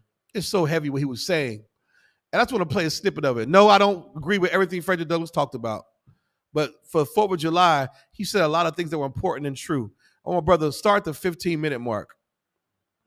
At the 15-minute mark, I want y'all to listen up what Frederick Douglass had to say about the celebration of 4th of July if you Black, Hispanic, or Native American Indian.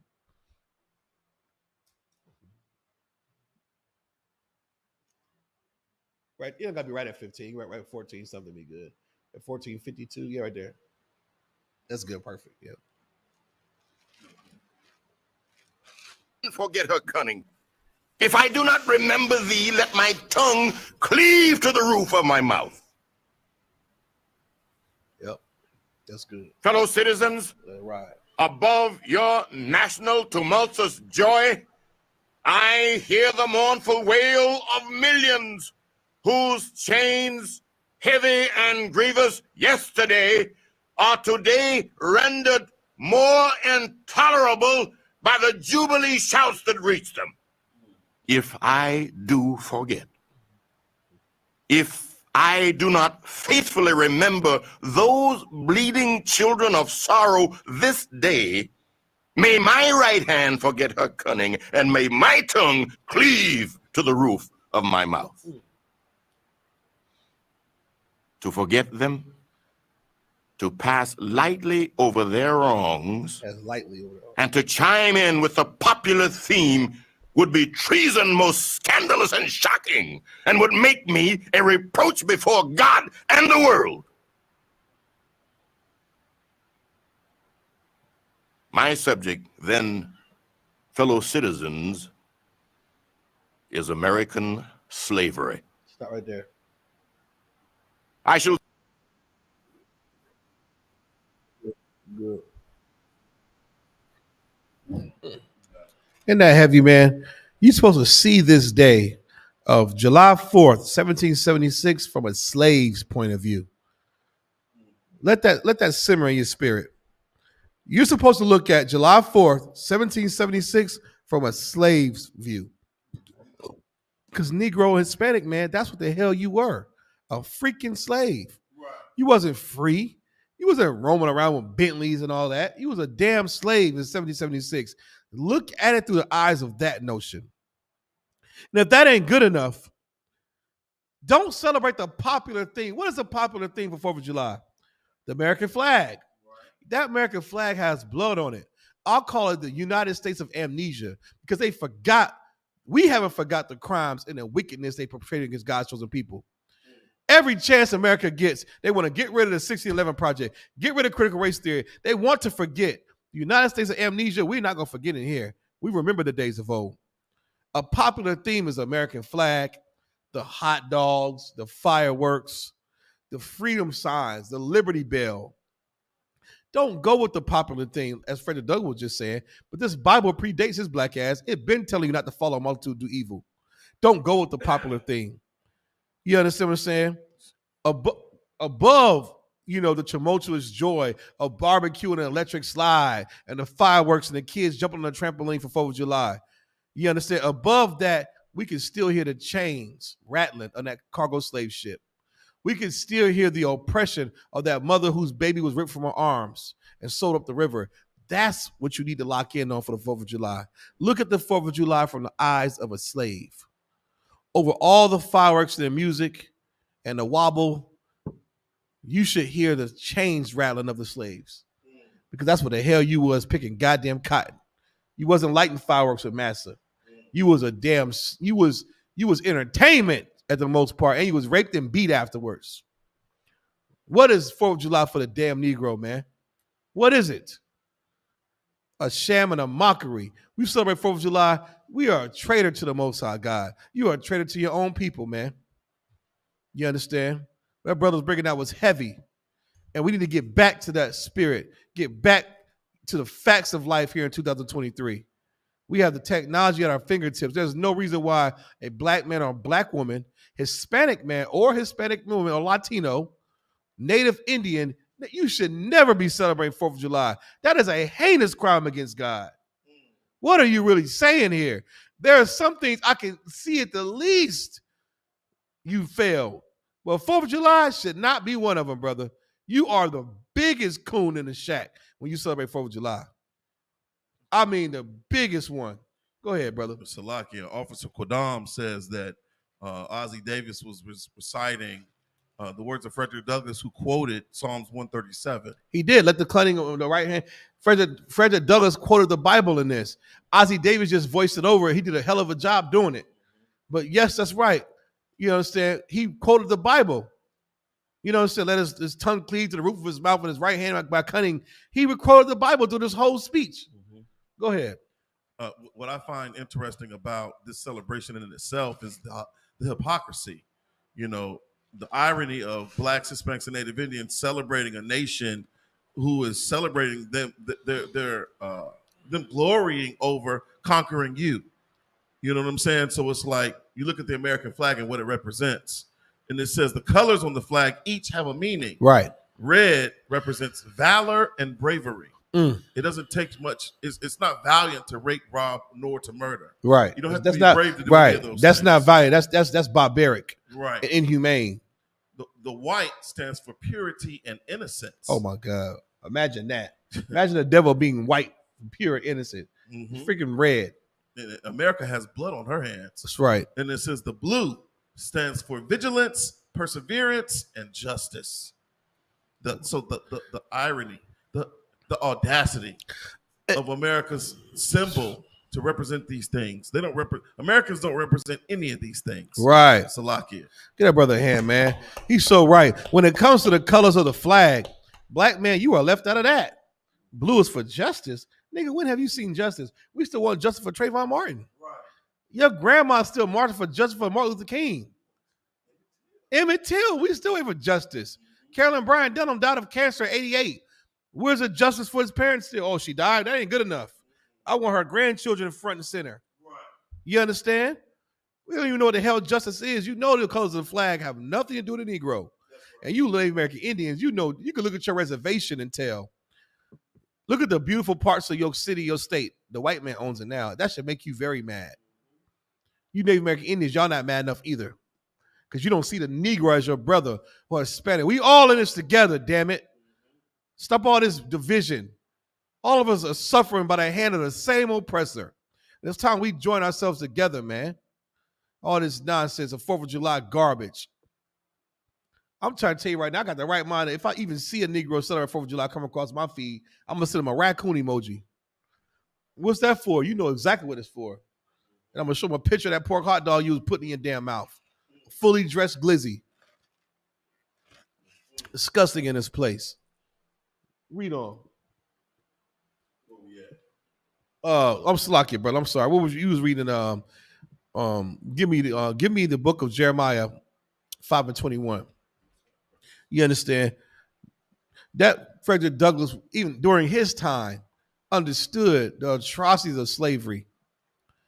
And what celebration could we possibly muster up in our condition? Not when my brother and sister are still getting shot by the police. Not when Breonna Taylor just got killed. Sandra Bland. I'm still mad about the Mary Turner hanging. You understand what I'm saying? I'm still mad about the seven sons in the Apocrypha. What the hell are we celebrating 4th of July for? We were picking cotton and sugarcane and tobacco in the damn fields and you women were being bed wenches. How about we do a special on a bed wench and see how you like it? Let's see if you eat that pork hot dog or that nasty clam with hot sauce in it after I break down to you what a bed wench is, sister. Since black women want to be quiet when it comes to, civil rights now. Right. All of our kids bad as hell running the streets. You want to celebrate 4th of July and go get the neighborhood fireworks with your child support check for some nigga you got on child support. You want to go buy fireworks with it. Well, how about I teach you about what a bed wench was? Would you be prone to celebrate 4th of July then? Huh? Read on, brother. We're in the book of Jeremiah, chapter 5, verse 21. Hear now this, O foolish people. Hear this, O foolish Negroes and Hispanics. We the foolish ones. We are foolish people, man. Right. Play with a firework, blow your damn. I saw an NFL player, something, I think it was Pierre Thomas Paul or something. The nigga worth millions of dollars and blew his damn hands off playing with a firework cracker on 4th of July. What an idiot. We are foolish people. We love the white man. Every time white man do like this, you want to invite him to the damn cookout. Now he's raping somebody, molesting somebody at the cookout. You want to pray for the white man, invite him to your church. Now Dylan's on the roof blowing your grandmama's head off. When are we going to wake up? Fentanyl does kill, right? How many relatives and friends are we going to lose to fentanyl? Yet we still look for perk 30s off the street. Foolish people, man. Read on. And without understanding. And we don't understand. Niggas can count that math when it comes to flipping them packs. We'll do the math on the scale of how much cocaine, how many ounces in a pound, how many kilograms in a kilo, all this stuff. But guess what? When it comes to what? Read it. Salakia. We're in the book of Jeremiah, chapter 5, verse 21. Hear now this, O foolish people, and without understanding. Without understanding, you have nothing, man. You can read this Bible, but without understanding, what do you have? What do you have? You got to have understanding, man. Understand what happened to your ancestors. Understand why the Most High God is against edge ups and pork, shrimp, crab, and lobster, and worshiping other gods, and gay sex, and interracial marriage. Understand why. Understand the spirit. Understand who you are. Cannot lack understanding in 2023, black man. Read on. Which have eyes and see not. We got eyes, but we see not. Don't we see what happens every 4th of July on the news?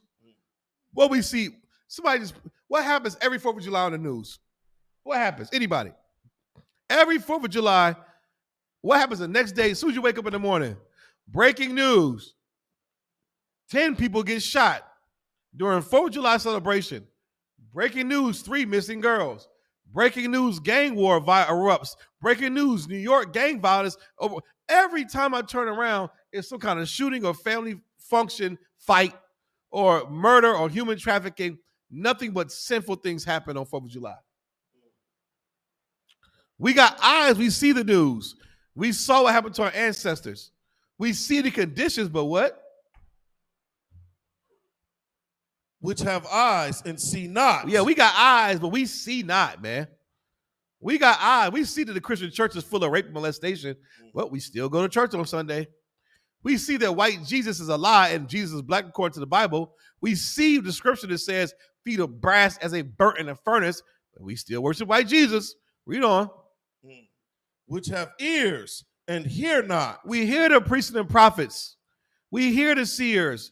We hear what the Most High Christ, or the Most High power, sent Christ down here in the authority of Commander YAHANNA to send his priests and prophets on the street corners, telling you not to celebrate 4th of July. You're going to die. Stop being gay. You're going to die. The Lord's going to put you to death. It goes against his law, statutes, and commandments. Big Mama's going to get what? She's going to get diabetes. She's eating all that pork and ham. You don't listen. Big Mama get her leg cut off. Now Big Mama's in a wheelchair. Then Big Mama get her other leg cut off. Then her arm cut off. Now she's a potato in a goddamn wheelchair. Now what happens? You didn't hear. You forbear it. You understand? We're telling you not to celebrate 4th of July, and this 4th of July is going to be a bloody one. You celebrate 4th of July in 2023, it's going to be a bloody 4th of July. I hope that all blacks and Hispanics at the sound of my voice do not celebrate 4th of July. I hope there's a report that says, guess what? There has been a decline in 4th of July merchandise. There has been a decline in 4th of July fireworks sales. There has been a decline in Kingsford charcoal on 4th of July. I want to see blacks and Hispanics wake up and not celebrate 4th of July. Let's cripple their economy and hit them where it hurts. Read on. Verse 22. Fear ye not me, saith the Most High. The Lord is like a Negro. Nigga, you ain't scared of me? You ain't seen a conjoined twins? Have you seen a big booty midget try to open up a jar? That's going to be you in your next life if you celebrate 4th of July. You ever seen what I can do to children and what I can do to full-grown adults with disease and famine and psychosis? I'm the Lord. You're not scared of me? You don't fear me and what I can do? You never seen hell the size of volleyball, golf ball size hell? You ever seen an F5 tornado and earthquakes? Terrorist attacks? 9/11 didn't scare you? Okay, I'll tell you what. Celebrate 4th of July if you want to. That's how the Lord coming with it. You understand? You ain't gonna mock the Most High. He tell you not to do something, damn it, you better not do it. You understand? Give me the book of Exodus 23:2. You understand what I'm saying? You better not celebrate 4th of July, man. You celebrate 4th of July, the Lord is going to deal with you. Was that another video queued up there? What was it? It was something. It was just ready. Okay. You too, brother. Yeah, I thought it was something.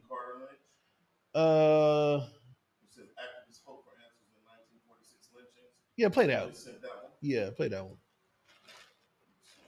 While we want to celebrate 4th of July, we still looking for answers or lynchings in the 40s. Blacks and Hispanics, we still have not received justice. So why the hell are we flying that flag? Why do we believe in the damn Statue of Liberty? That Constitution was not written for us. We still want justice from lynchings from the damn 40s, man. You think I'm lying? Watch this quick video, man. We still fight for justice from lynchings that happened in the 40s, but yet still niggas are ready to go fire up some pork on the grill and celebrate America. Damn America, man. Check this nonsense. Out of that story we promised earlier about justice long delayed. As a political firestorm rages over the president's use of the word lynching, we look at a real lynching, unsolved after 73 years. Well, today, an appeals court heard arguments on whether grand jury records in the case should be unsealed. Here's Mark Strassman. Infamy lingers 50 miles east of Atlanta, where this lonely country road leads to the Moores Ford Bridge. Civil rights activist Tyrone Brooks showed us where the 4 lynching victims are buried. George Dorsey, a World War II veteran, and his wife May, and Roger and Dorothy Malcolm. Sharecroppers, very active in terms of civic participation, urging African Americans to vote in the all-white primary of 1946. The Ku Klux Klan and law enforcement agencies decided we're going to teach these black folks a lesson. Loy Harrison was a local farmer and Klansman. In July 1946, he drove both couples toward his farm across the bridge. The Klan had blocked the road, so they saw these Klansmen. These Klansmen were unmasked. They were showing their faces. They weren't hiding. They opened the doors, they drugged the women out, and one of the women said, "Oh, we know Mr. So-and-so. Oh, we got to kill all of them now." From where the car was stopped, the couples were dragged outside, beaten, dragged into the woods, and tied together by a tree. Then the ambush became a massacre. The mob opened fire, 60 shots, point blank, and no one has ever been held accountable. Georgia's governor at the time said 15 to 20 of the mob members are known by name, but a grand jury indicted no one. They sealed the grand jury files. Why is that? They were elected officials, they were law enforcement, they were developers, they were major farmers, and everybody knew their names. Critics believe those names are hiding inside sealed grand jury transcripts. The Department of Justice opposes opening them, arguing grand jury proceedings should remain secret. Tell me what you're trying to hide. Attorney Joe Bell is fighting to open the records. What is in those records that would complete the story of this assassination of 4 African Americans on that day? Here's why it matters to Brooks. I want them exposed. I want the truth to be known. Without the truth, there's no healing. It's very difficult. There's always room for forgiveness. There's room for reconciliation and healing. Help us get there. 73 years later, the only justice possible may be the truth. Mark Strassman, CBS News, Walton County, Georgia. Stop it. And you want to celebrate 4th of July. As a people, we choose to celebrate 4th of July after you just seen some lynchings and over 60, brother. In the 1940s, some of your grandparents are still living in the 40s, man. There's people still living right now. You mean to tell me you want to celebrate 4th of July? I'm not over that. Damn 1776, I'm still mad about that. You understand? Talking about some damn records are sealed. 73 years ago? Come on, man. Some of our grandparents are 70 years old. Salaki, and this speaks volumes about the hypocrisy of America and the American government, the American court system. I thought there was no statute of limitations on murder. Right. Salaki. Oh, unless it's a Negro or a Mexican, because they don't consider us people anyway. Compared to the original Constitution, we're not. So they don't feel like they have to do anything or move when it comes to a crime against God's chosen people. You understand? That happened 73 years ago. Black man and black woman, if you haven't found a reason not to celebrate 4th of July, what about those 4 bodies? Would that be enough for you to put the pork hot dog down? Is there a heart? Is there any kind of compassion that you have inside of you that if you didn't have a reason not to celebrate 4th of July, can 1946 be a reason? Those 4 unsolved murders under the flag, under sealed documents of white doctors, teachers, lawyers, and politicians and policemen, sheriffs that are still living to this day. Is that a reason for you not to celebrate? I mean, come on. What are we doing here? It's disgusting, man. We got to do better as a people. Damn the 4th of July, man. The Lord is going to be against you if you celebrate July 4th. That's right. You know what I'm saying? America's separation from Great Britain had nothing to do with your black behind. It did not separate you from the cotton field. You were still singing that old song, picking that sugar cane, that cotton, that tobacco for massa.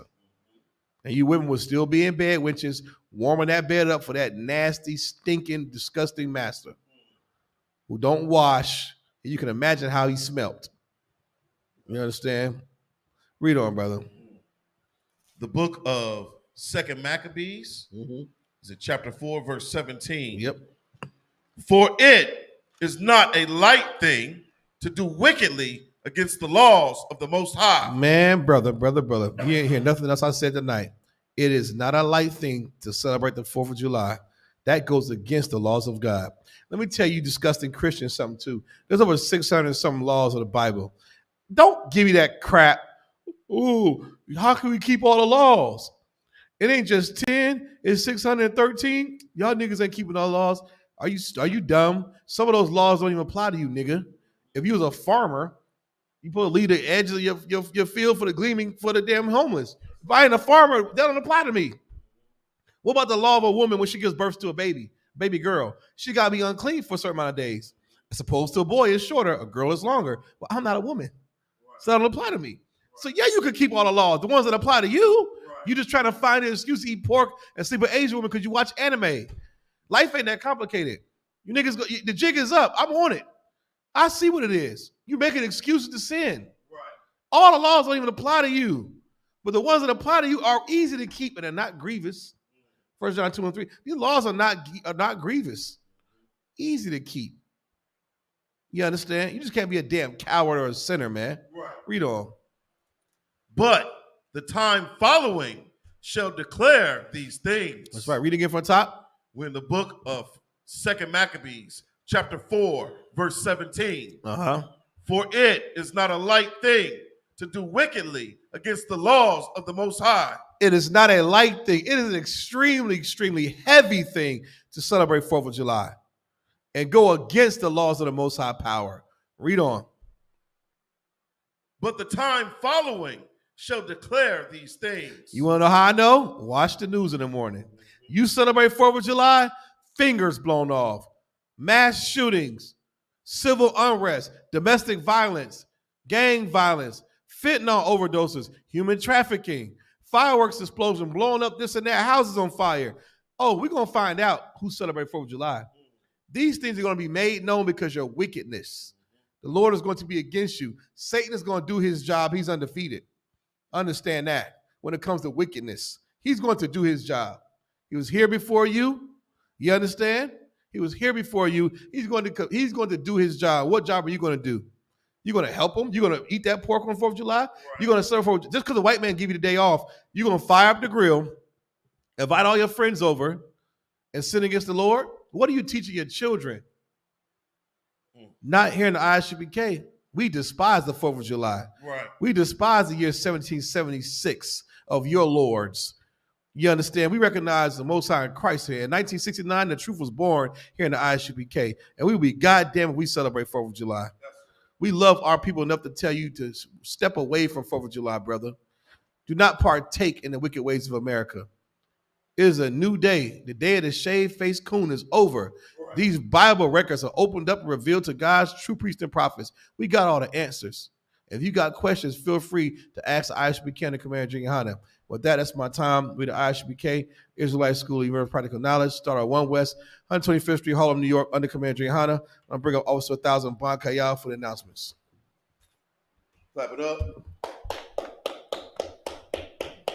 ISUPK security announcements. We are the ISUPK, started out of 1 West, 125th Street, Harlem, New York. Rule for new brother and sister.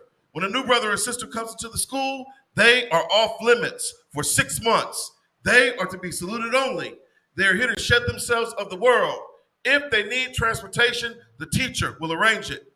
After 6 months, if a brother or sister has an interest in a particular person, he or she must get permission from the head to speak to a brother or sister. There is another 6 months in which the brother and sister will court each other. After this 6-month period, the brother and sister will get permission from the head to marry. Tithes, which is a commandment. The book of Numbers, chapter 18, verse 21. The book of Malachi, chapter 3, verses 8 through 10, means 10th in the Hebrew. It's pronounced ma'ashara.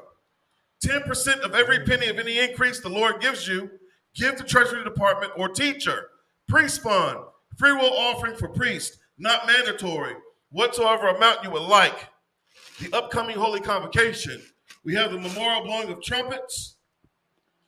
First day of the 7th month, Friday the 15th of September of this year, 2023. According to the book of Leviticus, the 23rd chapter, verses 24 through 25.